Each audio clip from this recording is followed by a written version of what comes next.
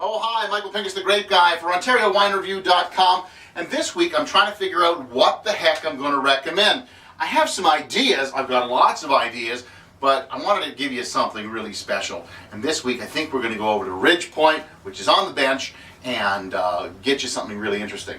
Now, for those who don't know or have heard of Ridgepoint, don't be afraid.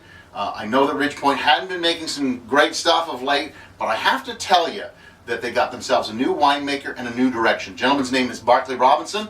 Used to work at Taws for a few years, and then he was going to go off to Italy and make some wines there because he really fell in love with a lot of those Italian grape varieties.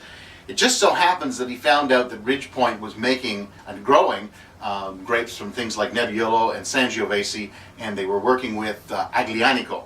So he said, can I work there? And you bet. He got the job and took over new direction for Ridgepoint. And so here's what I'm recommending this week. It's the 2010 Ridgepoint Merlot Cabernet Aglianico, of which 20% of the wine is the Aglianico grape, and it is dried in a greenhouse instead of like a tobacco kiln, so it's partially a passimento.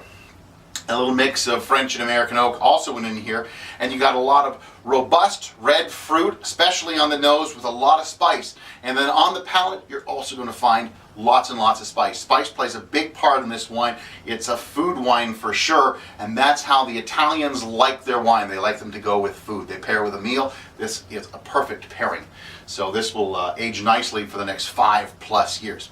Price is $30 for this unique wine out of Ontario, and it again is the Ridgepoint 2010 Merlot Cabernet Aglianico from, again, Ridgepoint, and I give it 89 points. I'm Michael Pinkus, the Grape Guy for OntarioWineReview.com, and I'll see you again next week when we'll look in the cellar for some really exciting Ontario wine.